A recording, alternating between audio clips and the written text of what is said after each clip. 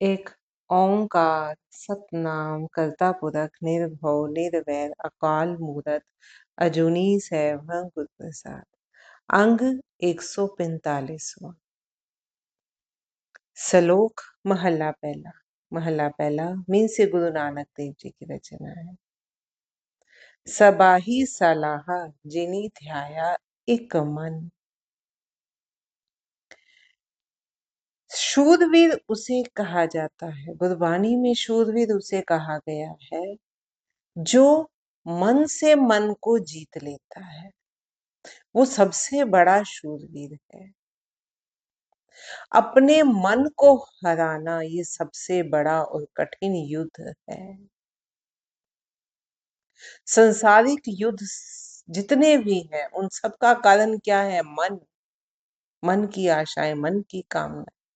उस मन को जो जीत ले वो सबसे बड़ा शूरवीर है। इस मन को समझने के लिए हम एक एग्जाम्पल लेते हैं। आपने किसी को मार दिया, एक चपेट, गुस्सा आया, क्रोध आया किसी बात पर और उसे एक चपेट लगा दी। अब अभी और ये बात कोई नहीं जानता कि आपने उसको मारा। आप सबसे पहले आपके मन में डाउट आता है कि ये मैंने क्या किया, मुझे ऐसा नहीं करना चाहिए था। ये आपका प्योर जो स्टेट है, प्योर आत्मा जो है वो कह रही है ये तूने गलत किया है। लेकिन हम सारे रास्ते जहां से भी आ रहे हैं, जहां पर भी, या बहुत देर तक हम अपने आप को ये सेट करने में लगाते हैं कि नहीं, उसने मुझे क्रोध दिलाया तो मैंने इसे किया, उसने मुझे चीट किया था, या उसने पहले मुझे मारा तो मैंने उसको मारा। 100 कारण हो सकते हैं। बहुत सवाल जवाब चलते हैं। कभी भी फील करके देख लेना, इस एग्जाम्पल पे या किसी भी और एग्जाम्पल पर, जब भी हम कोई गलत काम करते हैं एक बार मन में आता है कि नहीं करना चाहिए था यार, ये क्या कर बैठा तुम। उसके बाद मन ही मन को सेटिस्फाइड करता है। अगर आप एक बार खुद अपने मन में सेटिस्फाइड हो गए ना कि नहीं, जो मैंने किया वो बिल्कुल ठीक किया, मैंने गलत नहीं किया, फिर आप सारी दुनिया आपको जो कुछ मर्जी कहते रही, आप कहोगे नहीं मैं ठीक हूं, मैंने गलत किया ही नहीं। क्यों? क्योंकि आप मन के हाथ में आ चुके हो। जैसा मन ने आपको कहा आपने वो मानकर अपनी आत्मा को सेटिस्फाइड कर लिया। तो इस मन को हराना सबसे कठिन कार्य है। जो इस मन को मन से ही हरा देता है, अपनी आत्मा से हरा देता है, वो फिर सबसे बड़ा शूरवीर है। गुरु महाराज कह रहे हैं सबाही सलाह जिनी ध्याया एक मन। जिसने उसको एकाग्रचित होकर ध्याया है वही सबसे बड़ा शूरवीर है। सेई पूरे सहा वक्ते ऊपर लड़ू। जो सच्चे बादशाह, सच्चे शूरवीर वो है जो अपना समय बर्बाद ना करके, जो सही समय है, जो अपना समय नहीं गवाते और मन से युद्ध करने के लिए समय का सदुपयोग करते हैं, जो टाइम वेस्ट नहीं करते। ये युद्ध बहुत लंबा है, मन से मन को जीतना।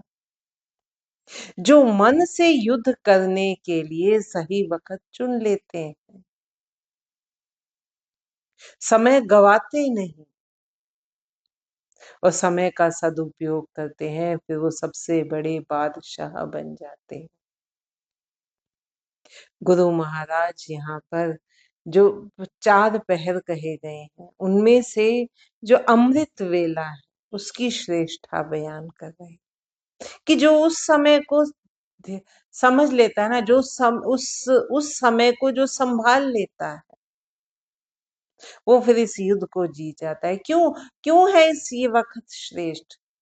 क्योंकि सारी दुनिया देखो सोई पड़ी है, कोई कार्य व्यवहार चल नहीं रहा, सब सोए हुए हैं। आप किसी से बात नहीं कर सकते, आप चीत नहीं कर सकते। आपका मन अभी दुनिया में जाने के लिए तैयार ही नहीं है, क्योंकि सारी दुनिया ही सो रही है। कार्य व्यवहार तो तब शुरू होगा ना जब कोई उठेगा, कोई काम काज शुरू होंगे बाजार में। इसलिए दिमाग खाली होता है, अपना अच्छा बुरा सही सोच सकता है। तो वो वक्त बहुत श्रेष्ठ है। जो उसको संभाल लेता है फिर वो बादशाह बन जाता है। वो अपने मन का बादशाह अपने अपने ऊपर राज करता है, तो फिर सारे संसार पर उसका उसकी जो कहते हैं ना गुण गुण उसके राज करते हैं। तो क्या कह रहे हैं गुरु महाराज? जो व्यक्ति प्रातः काल एकाग्रचित होकर प्रभु का गुणगान और सुमिरन करते हैं, वे ही सच्चे बादशाह शूरवीर हैं, जो तनिक भी समय नहीं गवाते और मन से युद्ध करने में समय का सदुपयोग करते हैं। दूजे बहुते रहा मन किया मति खिंडिया, बहुत पे असगाहा गोते खाए ना निकले हैं। दूसरे पहर में तो मन की वासनाएं कई और बिखर जाती हैं। दूसरा पहर आते ही सारे दिन की टेंशन, सारे दिन में आज क्या क्या करना है, जो है वो वासनाएं जो है मन की, इंद्रियां जो है वो कई और घूम जाती हैं। व्यक्ति संसारिक उलझनों के समुद्र में गोते खाने शुरू कर देते हैं तथा उससे समय निकाल नहीं पाते। तीजे मुही गिरा भूख तिखा दोई भौकियां, दिन के तीसरे पहर में भूख और प्यास दोनों भड़क उठती हैं। सब खाया पिया क्या सवा भस्म हो जाता है, खादा होए सुहाहा भी खाने स्यु दोस्ती। जो भी हम खाते पीते हैं देखो उसका क्या बन जाता है, वेस्ट निकलता है ना बॉडी से, सॉलिड में भी और लिक्विड में भी।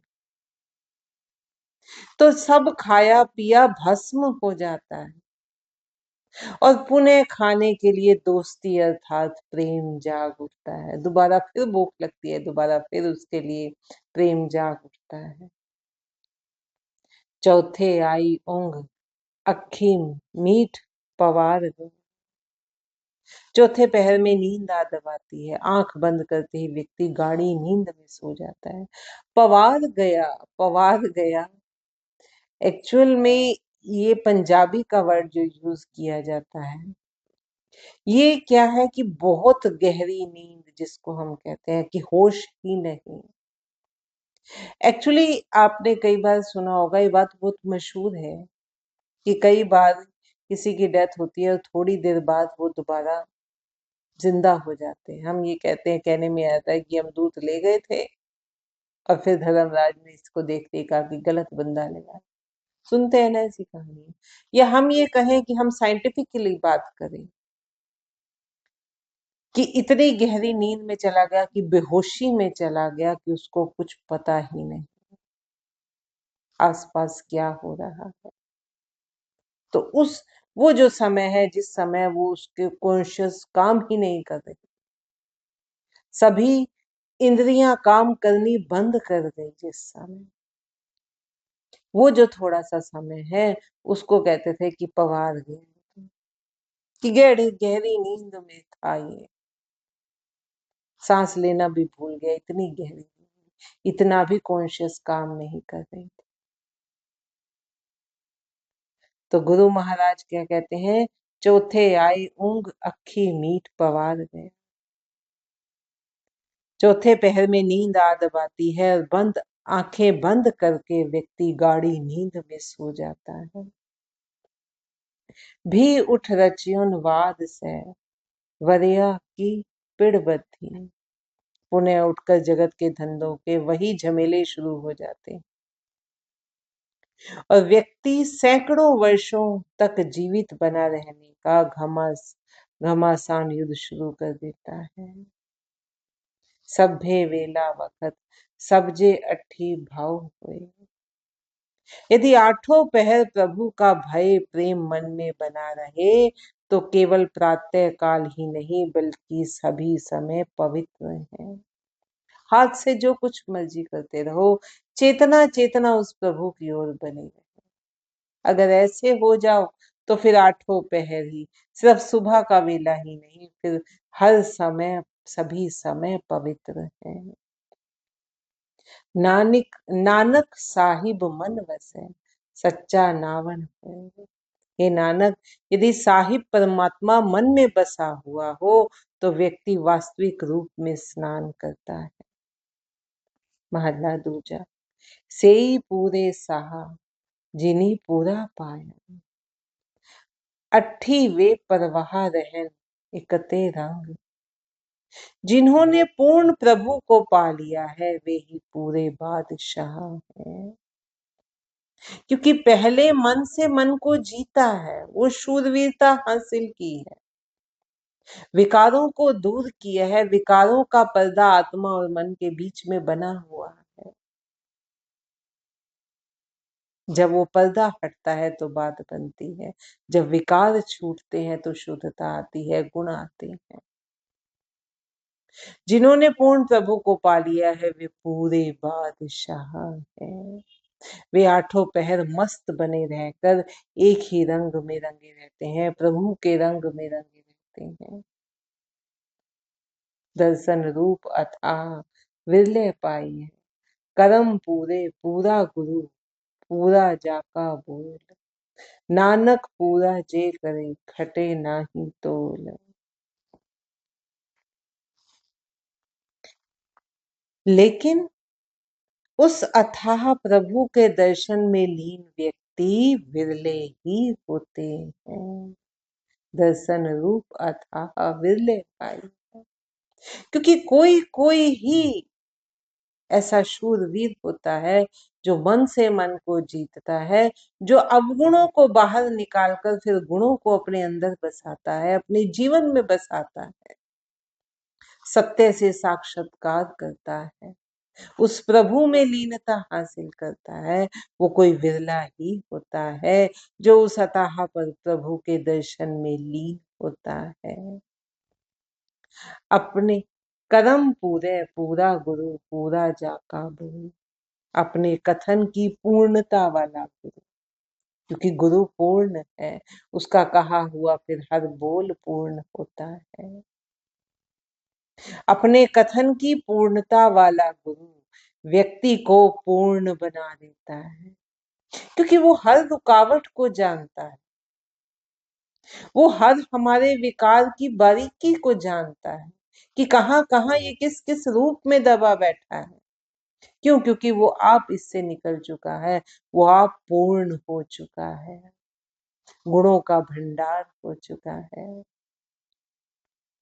तो वो व्यक्ति को भी पूर्ण बना देता है, उसको उसके विकार दिखाकर, बताकर, समझाकर, उपदेश देकर, प्रभु नाम देकर उसको पवित्र कर देता है, उसको पूर्ण कर देता है, गुणों का भंडार कर देता है। ऐसे व्यक्ति की मर्यादा की गुरुता कम नहीं होती, ऐसे व्यक्ति की मर्यादा की गुरुता कम नहीं होती, अर्थात वह सदा प्रभु के साथ जुड़ा रहता है। पौड़ी। जा तू ता क्या होर मैं सच सुनाइए, मुट्ठी धंधे चोर महल न पाई। मैं सत्य कहता हूँ कि हे प्रभु, जब तू मेरा रक्षक है तो फिर भला मुझे अन्य का मोहताज होने की क्या जरूरत है। जब तू पातशाह मेरे साथ है, जब तू जगत का स्वामी, जगत का ईश मेरे साथ है, जब तू सभी का दातार मेरे साथ है, तो फिर मुझे किसी और के मोहताज होने की क्या आवश्यकता है। कोई आवश्यकता नहीं। लेकिन जिस जीव स्त्री को संसारिकता के चोर ने मोहित कर रखा है, उसको तेरा स्थान नहीं मिलता। इन्हें चित कठोर सेव गवाही, जित घट सच न पाए सो भन घड़ाई। उनका चित इतना कठोर है कि उसने उसकी की हुई मेहनत भी उसने व्यर्थ गवा ली है। उसका चित्त इतना कठोर है, अपने अवगुणों से, विकारों से, कामनाएं इतनी है, क्रोध इतना है, सबसे बड़ा अहंकार इतना है, तभी कठोर है, तभी विनम्रता नहीं है। क्यों? क्योंकि अंदर मैं भरी हुई है, मैं खुद को करता जानता है। उसका चित्त इतना कठोर है कि उसने की हुई मेहनत भी व्यर्थ ही गवा दी है। जो वो बाहर से पूजा पाठ दान दक्षिणा जो कुछ भी दिखाता है, अंदर क्योंकि कठोरता है, अंदर सिर्फ अहंकार का गुब्बारा है, तो वो सब व्यर्थ है। ज्यों कर पूरे वट तोल तुलाई, कोई न आखे घट हऊ में जाई। जिसके हृदय में सत्य नहीं बसता, वह सदा बनता टूटता रहता है। किए हुए कर्मों का लेखा होने पर वह भला तोल में कैसे पूरा उतर सकता है। परंतु यदि उसने अपने अहंकार को समाप्त कर लिया है, तो उसको कोई भी कम तोल वाला नहीं कहता। जब फैसला होना है ना, जब जिंदगी की बैलेंस शीट तैयार होनी है, क्यों? क्योंकि हमारा जो जन्म हुआ, हमारा जो जीवन हमने जिया, वो हमने उसी के हिसाब से जिया जो हमने पिछले कर्म किए थे, जो संस्कार हम साथ लेकर आए। अब जो हम इस कर्म में कमाई कर रहे हैं, जो हम कमाई कर रहे हैं, वो तो यहीं रह जानी है। धन दौलत पैसा जमीन जायदाद परिवार बच्चे, ये सब यहीं रह जाना। जो वास्तविक पूंजी हमारे साथ जानी है प्रभु नाम की, या जो जो हम कर्म कर रहे हैं, जिस किसी के साथ अच्छा किसी के साथ बुरा, जब वो बैलेंस शीट तैयार होगी, उसी के हिसाब से अगला जन्म होगा कि किसका लेना बाकी है, किसका देना बाकी है। पैसा नहीं, कर्म, किसको दुख दिया, किसको खुशी दी। तो लेकिन जिसका अहंकार समाप्त हो जाता है, फिर उसका कभी भी कोई तोल कम नहीं होता। क्यों? क्योंकि कर्ता अपने आप को नहीं जानता, उस परमेश्वर को जानता। ले यह खरे परख दर बिनाई, सौदा इकत हट पूरे गुर पाई। प्रभु द्वार पर खरे जीव परख लिए जाते हैं, और प्रभु से मिला लेने वाला सौदा पूर्ण गुरु के स्थान पर ही प्राप्त होता है। ले ये खरे परख दर बिनाई, सौदा एकत हट पूरे गुर पाई।